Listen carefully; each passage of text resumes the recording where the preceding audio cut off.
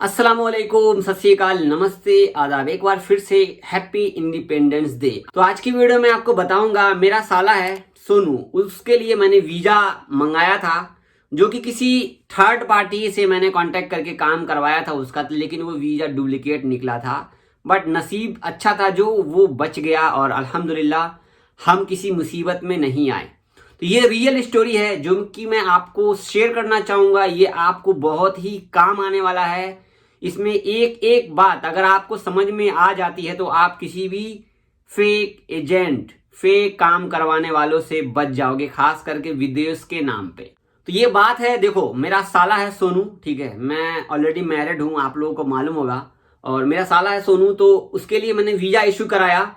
लगभग मैं फरवरी 2019 से परेशान था वीजा के लिए, आज आ रहा है, कल आ रहा है, कल आ रहा है, कल आ रहा है। तो जिससे मैंने वीजा का बातचीत किया था, तो वो मेरा खुद का ड्राइवर था, वो वीजा का काम करता था, ठीक है। अब वो नहीं है, अपना पता नहीं किधर है, कहाँ है, उनका नाम भी मैं शेयर नहीं करना चाहता, माफी चाहूंगा। तो उनसे मेरी कांटेक्ट हुई, वो बोलता चलो जावेद भाई मैं सोनू को भिजवा दूंगा। तो उसकी एज उस टाइम पे 19 साल थी, ठीक है। तो फरवरी में बातचीत हुई, मार्च, अप्रैल, मई, जून गुजर गया। बाद में जुलाई को 12-13 जुलाई को मेरे पास मैसेज आता है कि हाँ जावेद भाई, हमने सोनू का काम करवा दिया है, वीजा आजकल में आ जाएगा।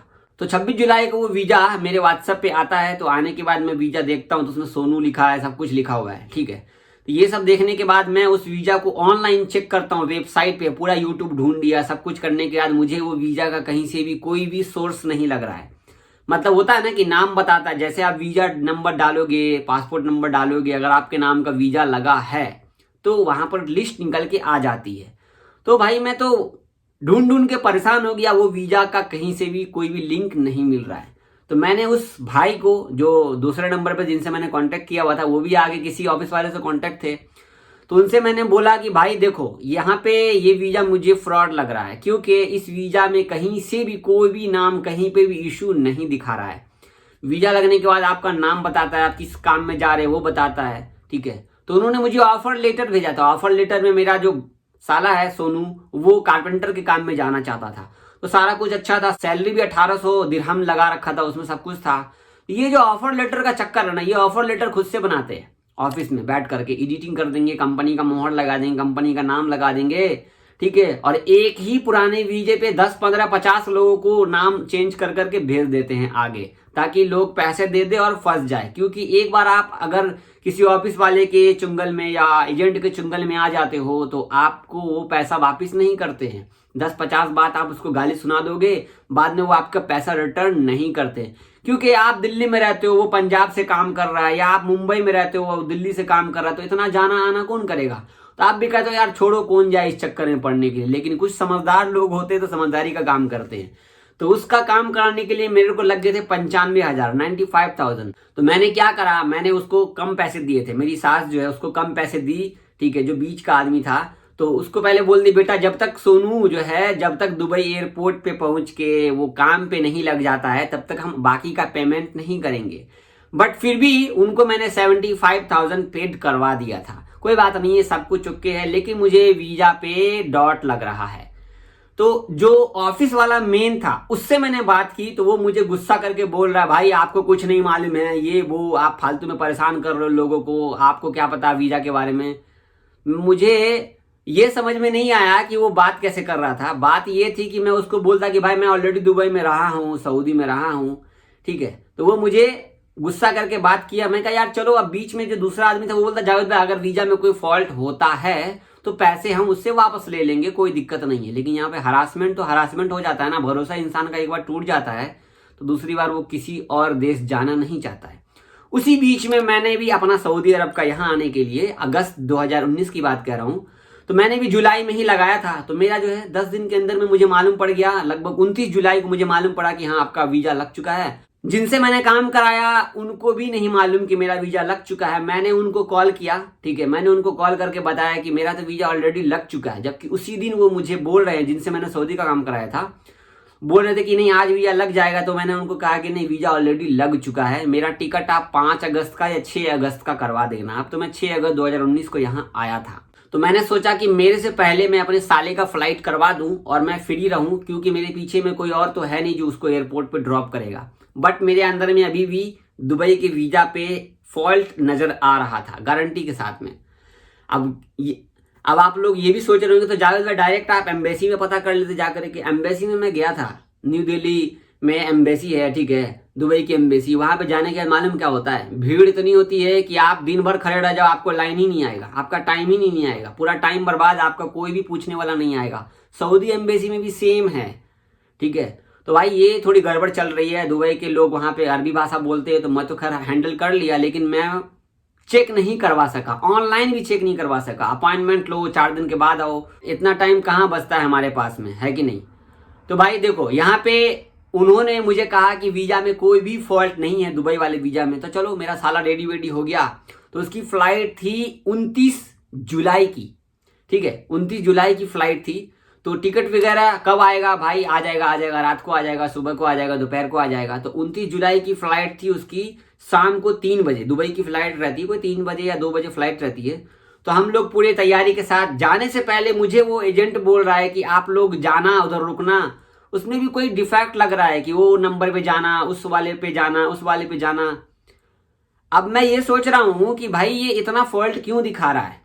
तो जो दूसरा बंदा था बीच वाला, जिनसे मैंने काम कराया था, उनको मैंने बोला कि मुझे तो अभी भी फॉल्ट लग रहा है, अगर कोई फॉल्ट निकला तो मैं भाई तुमको तो छोड़ूंगा नहीं और आगे भी नहीं छोड़ूंगा। क्योंकि फॉल्ट जब बोलते हैं ना, किसी इंसान को एक बार शक हो जाता है तो शक ही रह जाता है। तो आज के डेट में अगर आप सऊदी अरब का किसी भी जगह का काम कराते हो, अगर एजेंट बोल देता है वीजा लग चुका है, लगने वाला है या लग रहा है, तो ऑनलाइन में आप हर कुछ सब कुछ चेक कर सकते हो।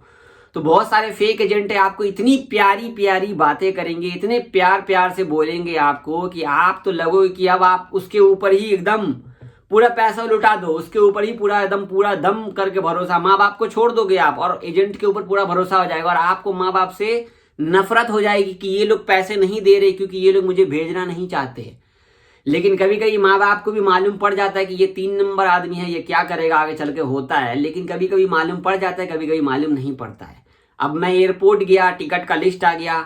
तो देखो, टिकट मुझे रात को दिया गया 28 जुलाई को। टिकट मैंने ऑनलाइन चेक किया तो कंफर्म टिकट था, ठीक है। लेकिन जब मैं सुबह में दोबारा टिकट चेक कर रहा हूं तो टिकट ही नहीं है। समझ में आया नहीं आया। 28 जुलाई को मुझे टिकट भेजा गया रात को। तो मैंने चेक किया, चेक करने के बाद टिकट दिख रहा है, इमिरेट्स एयरलाइन का टिकट दिख रहा है कंफर्म, सोनू नाम से, ये PNR नंबर सब कुछ दिख रहा है वहां पे। अब ये सब होने के बाद भाई सुबह में मैं चेक किया तो टिकट ही नहीं दिख रहा है। अब मैं बोल रहा हूं भाई, अब तो यहाँ पे 100% श्योर है कि यहाँ पर डुप्लीकेट काम हो रखा है, यहाँ पे नाम एडिट किया हुआ है वीजा पे, क्योंकि उस वीजा नंबर से कोई वीजा इशू ही नहीं था। समझ रहे हो, वो कोई और वीजा नंबर एडजस्ट करके पता नहीं क्या क्या करके, मैं हर तरफ से चेक किया भाई, मुझे कहीं भी नहीं मिला था। ओरिजिनलिटी मुझे मिल जाती एक बार तो एक भरोसा हो जाता, चलो यार चलो, बीच का आदमी बोल रहा है कि पैसा तो कहीं भी नहीं जाएगा आपको, आप बोर तो नहीं हो रहे ना। मैं जो बता रहा हूँ मैं रियल बता रहा हूँ, ये कहानी नहीं है मुंह की, ठीक है। जो बताऊंगा मैं आपको असलियत ही बताऊंगा, ताकि आप लोग भी बचो इससे, आगे चल करके आप भी सावधान रहो। जब मैं एयरपोर्ट पे गया, मैं गया, मेरी वाइफ गई, मेरा साला गया, हम लोग गए, तो उसको मैंने 1 नंबर गेट से अंदर जाने दिया। जब अंदर वो गया तो जैसे वो बोर्डिंग होता है ना, तो वहां पर उसने टिकट दिखाया, बोलता है इस नाम से तो टिकट ही नहीं है, तो तेरा वीजा कहाँ है। तो उसने वीजा दिखाया, मोबाइल पे ये वीजा है, फोटो कॉपी करा के मैंने दिया था। तो वहां पे पंजाबी पुलिस थे, मेरा साला पंजाबी है, तो उसको पंजाबी आती थी, तो मेरे सालों को बोलता कि ये तो वीजा भी नकली है, तेरा टिकट भी कैंसिल हो रखा है, रात को ही कैंसिल कर दिया गया है, तेरे को तेरा काम किसने किया, कहाँ से कराया, कौन एजेंट है, क्या है, नहीं है, उल्टा फुल्टा बहुत सारी बातें उसको बोला। और मैं और मेरी वाइफ बाहर खड़े हैं और हम लोग इंतजार कर रहे हैं कि इतना देर से ये खड़ा क्यों यहाँ पर। अब मैं सोच रहा हूँ, उसको फोन लगा, बोले जीजा जी वीजा डुप्लीकेट है, ये बोल रहा है यहाँ पर नहीं दिखा रहा है, ठीक है, टिकट भी तुम्हारा कैंसिल है। मैं बोला ओ देखो, मेरा शक 100% सही निकला, इसमें कोई भी ये नहीं। तब तक मैं चुप रहा, ठीक है। तो मैंने उसको कहा तुम पंजाबी में बात करो किसी तरह से, वो पगड़ी लगा रखा है, पग पहन रखा है, उससे बात करो, बात करते करते तुम वहां से किसी भी हाल में निकलो बाहर।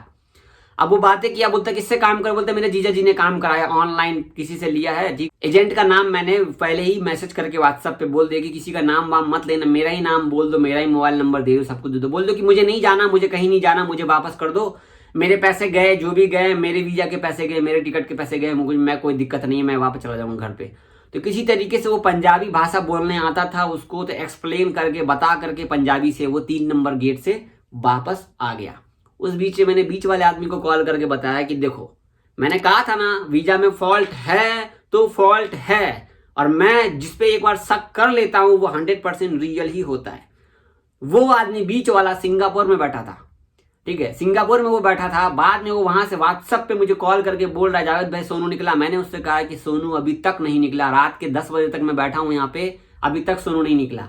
लेकिन मैं उसको डराना चाह रहा था। सोनू तो उस टाइम निकल के बाहर आ गया, पुलिस साथ में आई, मेरे से सिग्नेचर वगैरह लिया तो मैंने उनको दे दिया। बाद में वो बोलते कहाँ से ली वीजा, मैंने कहा ऑनलाइन लिया था। तो मुझे पुलिस वाले ने सतर्क करके कहा कि अब दोबारा से कैसे भी काम वाम मत कराना, क्या करते हो नहीं करते हो। मैंने कहा मैं उबर में गाड़ी चलाता हूँ, इस तरीके से अपनी गाड़ी है, सब कुछ है यहाँ पे। मैंने साले को सोचा कि भेज देता है, अपना काम बन जाएगा, वहाँ पे अपना काम कर लेगा। तो चलो अब कोई नहीं, ऑनलाइन में फंस गए तो पैसा भी वापस नहीं आने वाले। अब इसमें तो कोई कॉन्टैक्ट नहीं जो मैं आपको बता दूं कि मैंने कहाँ से वीजा लिया, ठीक है। तो यहाँ पे वो मुझे बताया पुलिस वाला कि आइंदा से अगर आप काम कराते हो तो डायरेक्ट ऑफिस में जाकर के ऑफिस वाले से कभी भी काम कराओ, बीच वाले आदमी से कभी भी मत कराओ। ये लोग बीच में उल्टा फुल्टा घुमा देते हैं, हम लोग रोज आए दिन ऐसा केस देखते हैं। आप यहाँ पर रहते हो, दिल्ली के हो, और ओला उबर में काम करते हो, ड्राइवर क्लास के हो, तो मैं आपको ये एक्सपीरियंस देना चाहता हूँ। तो इसलिए उन्होंने मुझे पुलिस वाले ने बताया इतनी सारी बातें। मैं चलो सर थैंक यू, आपने मेरे सालों को छोड़ दिया। बोलते कोई बात नहीं है, इसको तो पंजाबी आती थी, तो मैंने बातों से इससे लगा कि नहीं ये रियल है, सब कुछ है जो भी है। तो खैर चलो हम लोग घर निकल लिए। इसके बाद भाई मैंने जो बीच वाले आदमी को परेशान किया, उसने पता क्या बोला, आप बेफिक्र रहो, आपके पैसे आपको मिल जाएंगे। तो भाई मेरी तो 6 अगस्त को फ्लाइट थी, तो मैं वहां से साला को लिया और लेके निकल गया वापस अपने ससुराल, ठीक है, पंजाब। वहां गया तो मेरे साले का तो मूड ऑफ हो रखा था, क्योंकि जीजा जी ने काम कराया, फंसवा दिया, पैसे भी गए, कैसे आएंगे नहीं आएंगे, तो बहुत सारी परेशानी हो गई। खैर जिनसे हम लोगों ने काम कराया था तो वो भाई किसी भी हाल में सिंगापुर से आ करके वो हम लोगों को डायरेक्ट पंजाब में मिला, मेरे ससुराल में आ करके मेरे साला से, मेरे सास से, ससुर से, सब लोगों से बातचीत हुई, ठीक है। तो मैं फिर 6 तारीख को अपनी फ्लाइट ले लिया। उसके 1 महीने 15 दिन के बाद, 20 दिन के बाद वो सारा पैसे मेरे जो बीच वाला आदमी था उसने वापस करा दिया। तो यहाँ पर उस आदमी जो बीच वाला था उसने पहले भी बहुत सारे काम करा रखे थे उसी आदमी से, लेकिन वो ये नहीं सोचा कि ये मेरे साथ भी धोखा कर जाएगा, यहाँ पे डुप्लीकेट काम कर जाएगा। तो भाई देखो, कोई भी आदमी इतना भी भरोसा मत करो कि आपको बाद में फंसा दे। खास करके वीजा के मामले में अपने भाई पे भी भरोसा नहीं है, कसम से कह रहा हूँ, क्योंकि उस भाई को भी नहीं मालूम है कि वो वीजा डुप्लीकेट है। तो कभी भी आप काम कराते हो वीजा का तो प्योरली चेक कर लिया करो, ऑनलाइन वेबसाइट पे दिखा रहा है नहीं दिखा रहा है, आपसे एजेंट बातें तो नहीं बना रहा है।